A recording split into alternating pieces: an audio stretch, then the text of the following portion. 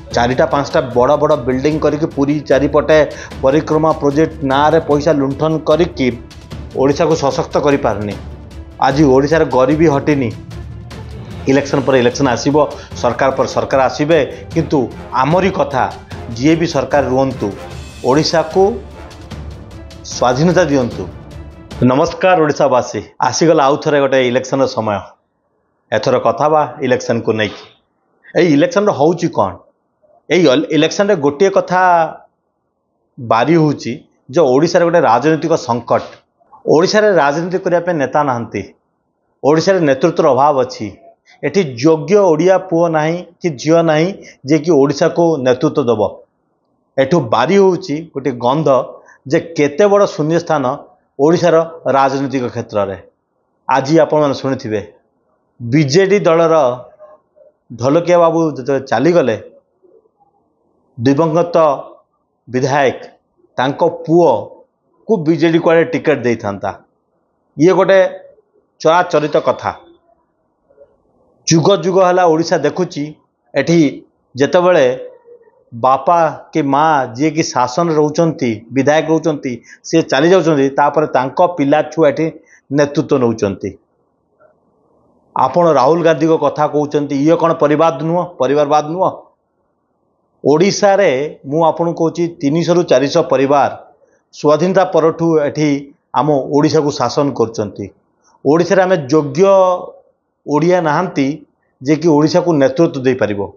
एठी परिवारवाद मु सही लई कहितली। राजनीतिक संकट बीजेडी दल धराशायी होउची, बहुत शुभंकर विषय। बीजेडी दल उपरे बीजेडी दल विधायक पुओंकर विश्वास नहीं, सी हूँ शुभंकर विषय। बीजेडी दल उपरे ओडिशार कहार विश्वास न रहिबा दरकार। ये हूँ गोटे मु मोर निजर एजेंडा। मु कहूँ बीजेडी हटिबो, ओडिशा बंचिबो। बीजेडी 24 वर्ष रे ओडिशा को जो हिसाब रे लुंठन करिछि ताको आपण परिकल्पना करि परिबेनी। आपणक दिन तेल लुण संसार रे कटि जाउछि। दुख आउ जीवन रे बंचिया पे आपण संघर्ष करचंती। आपण माने बुझुना ओडिशा राज्य राजकोष रु एमाने केते लुंठन करचंती। आपण मो भलिया एते निकटरू आ पाखरू आपण देखि नांती कि अंगे निभे नांती एठी जुल्लम कौन हुए। एठी पुलिस लाठी रे माड़ देह रे बसिकी नाली फाटी जाएनी आपण चमड़ा रे। एठी कौन हुए? ओडिशार लुंठन होउची। एठी ओडिया लोकंकर भविष्य को लुंठन करची बीजेडी सरकार। बीजेडी सरकार कौन करची आपण विश्वास करि परिबेनी। चारिटा पांचटा बड़ बड़ बिल्डिंग करके पूरी चारिपटे परिक्रमा प्रोजेक्ट ना रे पैसा लुंठन करके ओडिशा को सशक्त करि पारनी। आज ओडिशार गरीबी हटिनी। इलेक्शन पर इलेक्शन आसीबो, सरकार पर सरकार आसीबे, किंतु आमरी कथा जी भी सरकार रुहंतु, ओडिशा को स्वाधीनता दियंतु। आपण माने मते प्रश्न करिवे स्वाधीनता कौन? स्वाधीनता तो आमे पाइछु 1947 बछर। मुगल ना ना ना ना ना, आमे स्वाधीनता पाइथिलु, आउ थरे आमे पराधीन हो जाइछु। आमे किछिटा परिवार भितरे सीमित, किछिटा परिवार हमको शासन करचंती। सी होची गोटे प्रकार पराधीनता।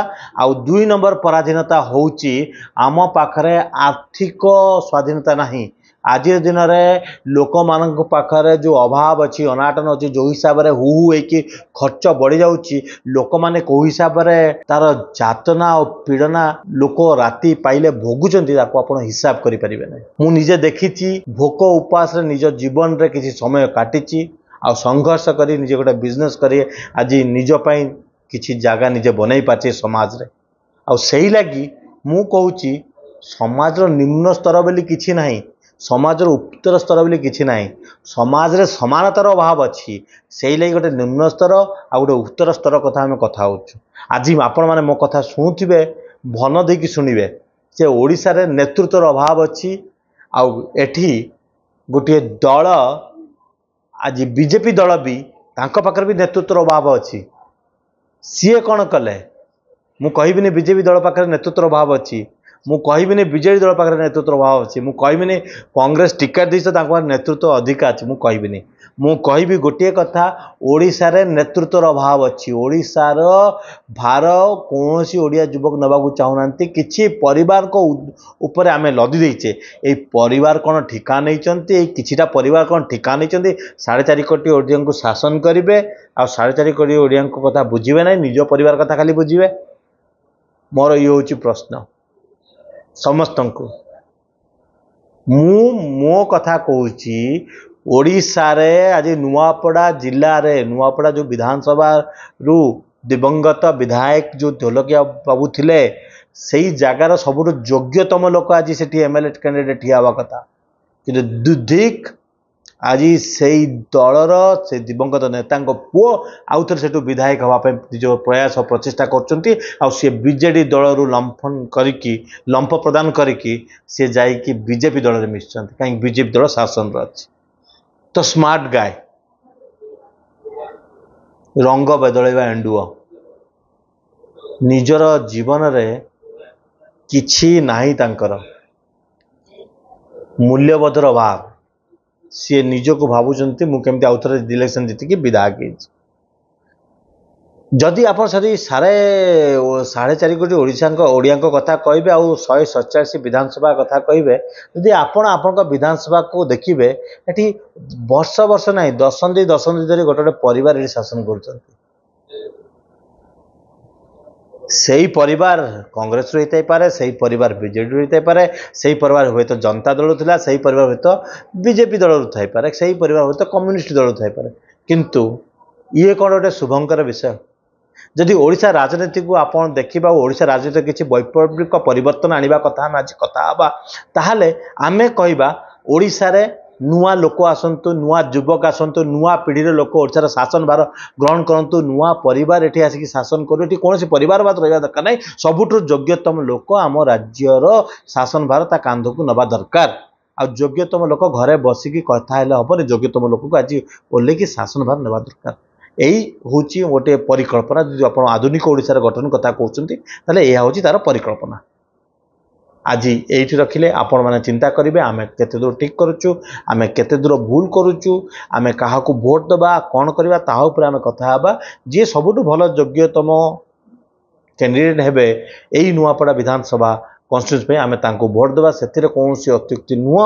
ମୁଁ ତାରି ଉପରେ ବି କହିବି ଆମେ କାହାକୁ ଭୋଟ୍ ଦେବା। ମୁଁ 3 ଜଣ ଯେଉଁ କ୍ୟାଣ୍ଡିଡେଟ୍ ମାନେ ଆସିବେ ତାଙ୍କ ଉପରେ ଆନାଲିସିସ୍ କରିବି ଆଉ କହିବି। କିନ୍ତୁ ମୁଁ ଆପଣଙ୍କୁ ଗୋଟେ ଖୋଲାଖୋଲି ଗୋଟିଏ କଥା କହୁଛି, ଆଜି ଓଡ଼ିଶାରେ ଗୋଟେ ଶୂନ୍ୟସ୍ଥାନ ତିଆରି ହେଇଛି। ଏଠି ନେତୃତ୍ୱର ଅଭାବ ଅଛି। ଏଠି କୌଣସି ଦଳ ପାଖରେ ନେତୃତ୍ୱ ନାହିଁ। ଇଏ କ'ଣ ଗୋଟେ ଭଲ କଥା?